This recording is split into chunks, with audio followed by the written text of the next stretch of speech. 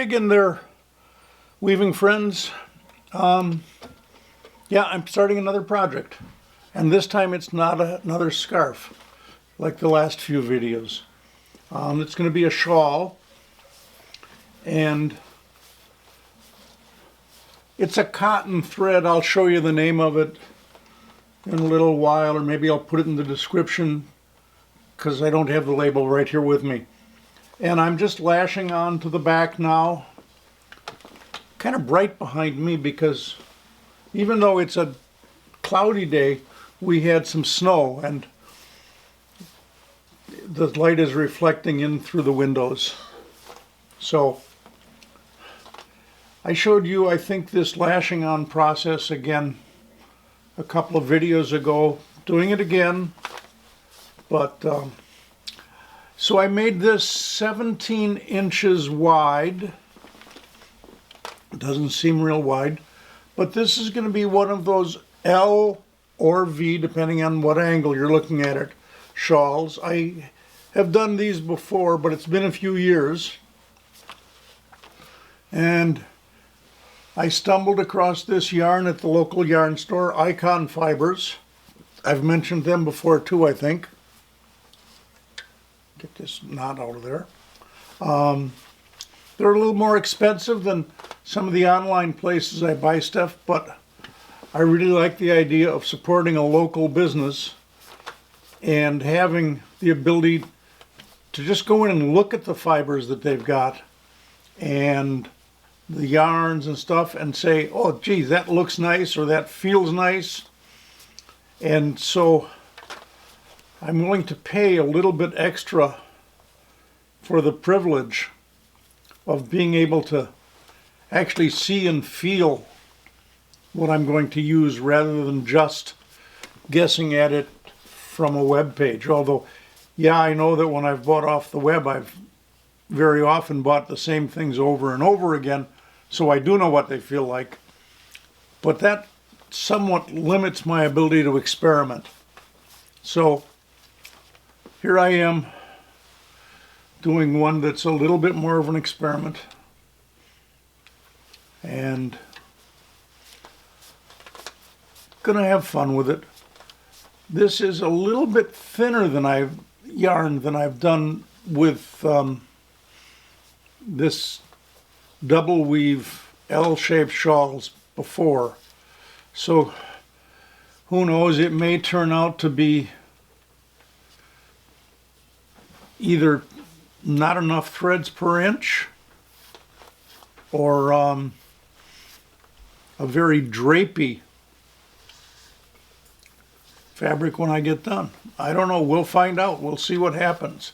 So this is not exactly a variegated, it's basically black and then color, then black, then color. So it's black and then purple, black and then a dark aqua blue, black and a light aqua blue, black and a green and a black. And then the rest of the colors, I should have taken a picture of the ball of yarn before I started on it, but I didn't think of it then, and a little bit late now.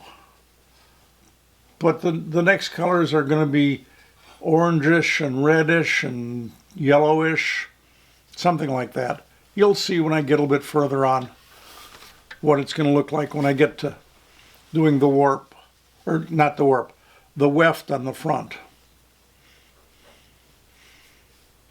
So anyways, this is just the beginning of this project.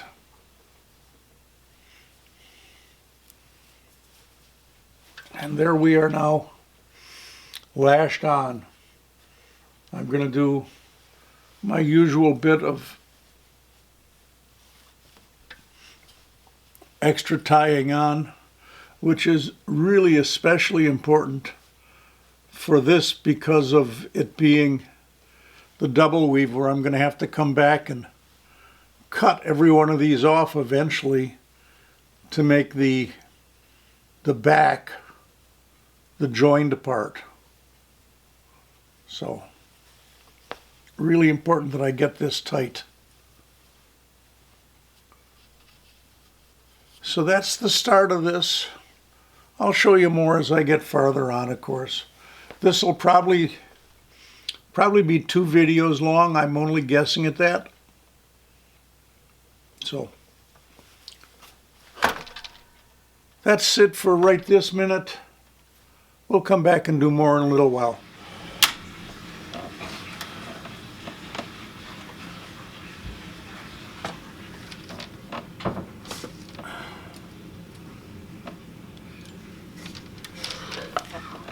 Well, folks, in the last couple of videos, I showed you more of the warping process, the setting up, threading the heddles, slaying the reed, which I'm doing now. So I didn't put as much of that in this one. The more interesting part of this will be the weaving, because it is double weave. But I thought I'd let you know the other difference in this. Because it's double weave and everything, I'm slaying 2 threads per dent in a 12 dent reed. So hopefully in my hand you can see that I have got 2 threads. I wonder if I should zoom you in just a little bit more.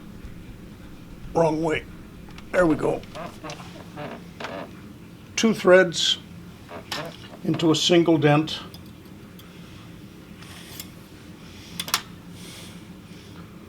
Which also means that it goes a little bit faster, because the number of times you're threading stuff is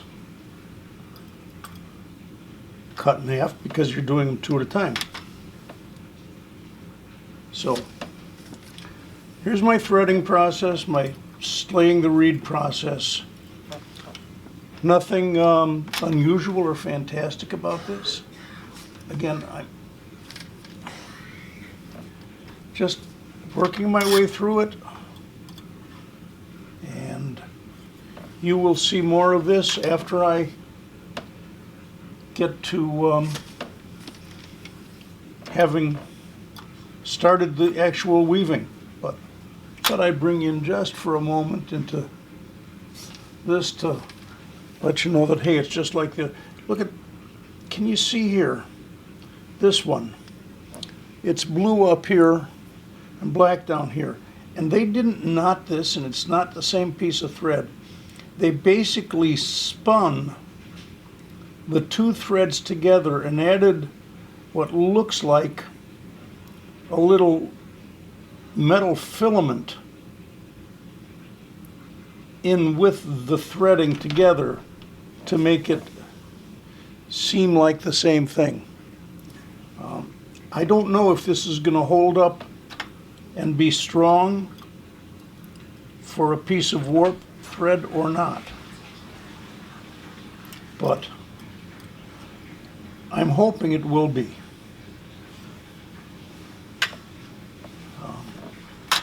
Kind of an experiment, because this is, I've never used this brand of thread before, and I've never experienced that particular method of putting 2 threads together.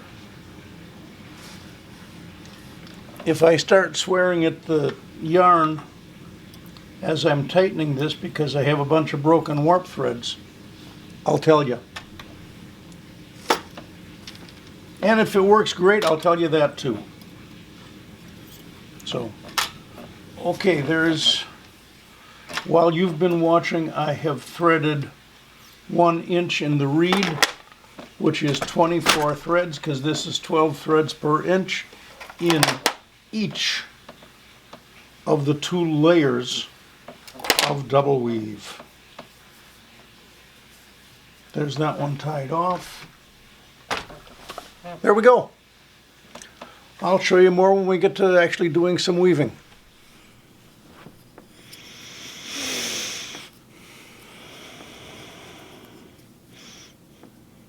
Okay, it's time to wind up a couple of bobbins.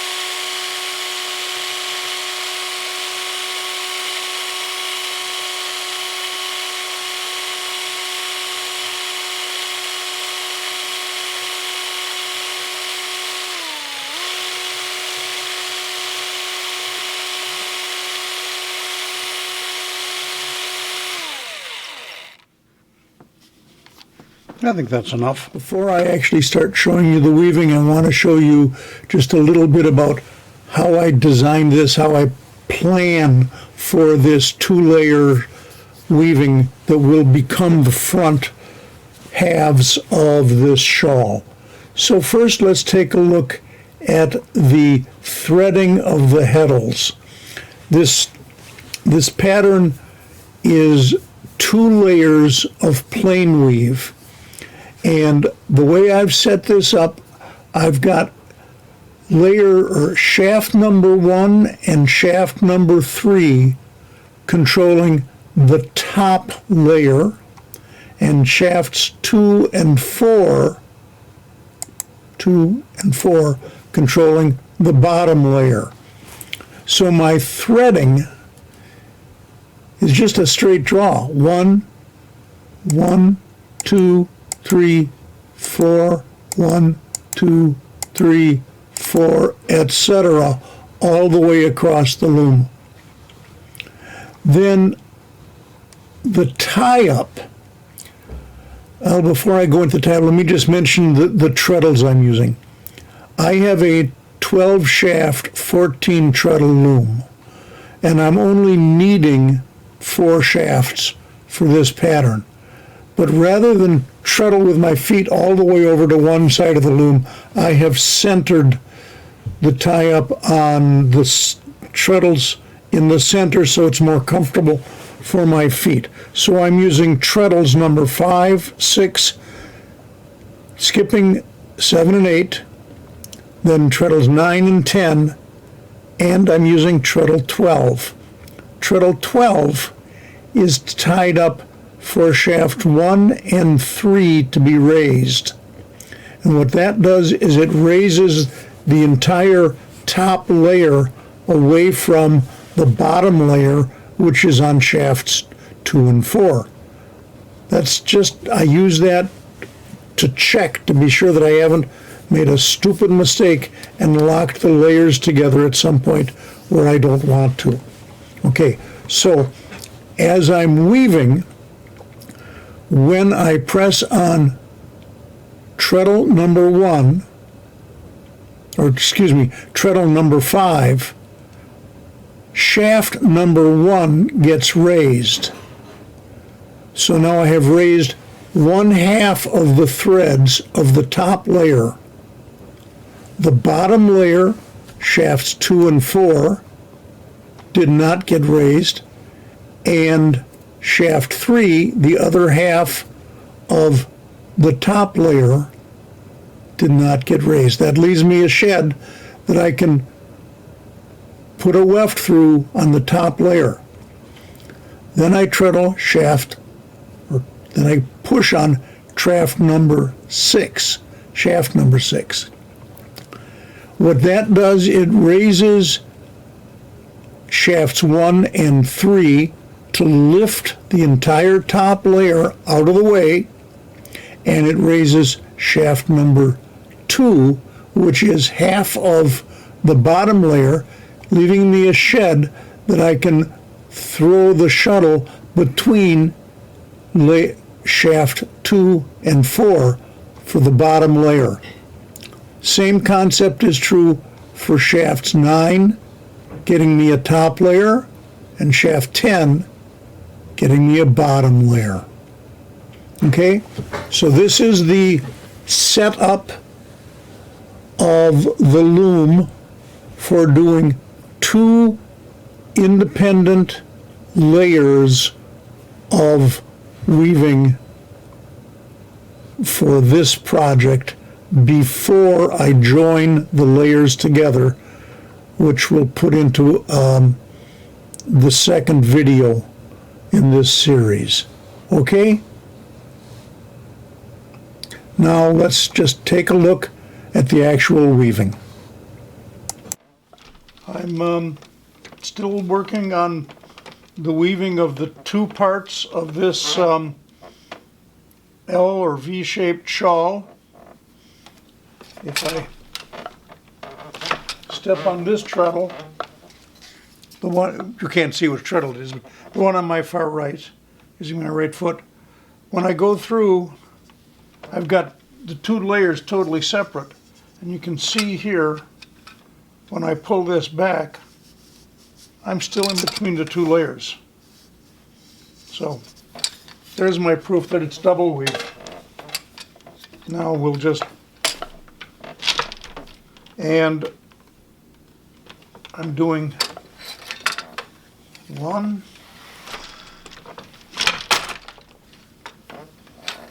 2, bottom layer,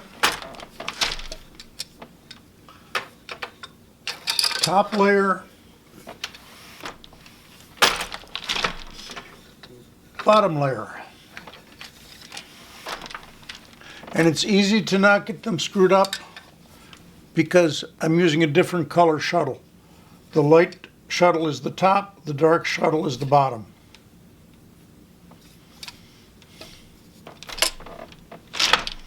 And each layer, of course, is just tabby.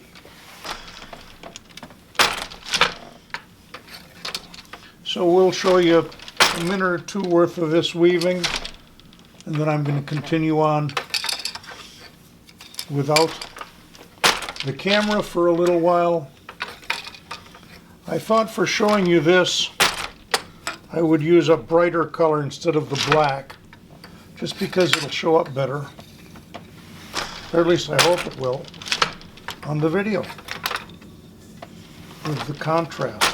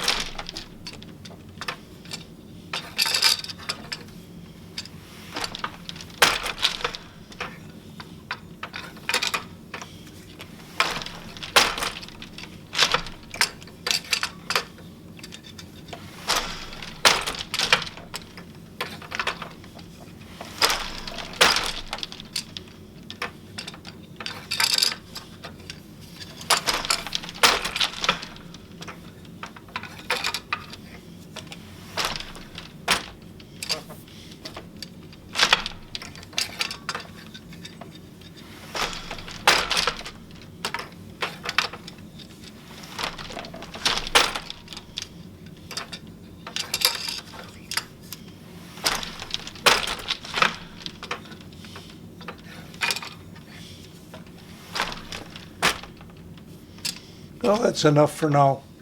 You can see what I'm doing. We'll restart the video in just a little bit. Well, friends, that's enough for this video. I've already started the second weaving on the second part of this project. That's putting the two layers together. But I'm afraid if I wait till I finish it, the video is going to be way too long. So I'm going to end here, and there will be a second part to this video when I actually finish weaving on this project. But for now, that's it. You know what YouTubers always say: like, subscribe, share, comment, all those fancy things. And until the next time it comes around on video in the public where you can see it, have a great day. Bye-bye.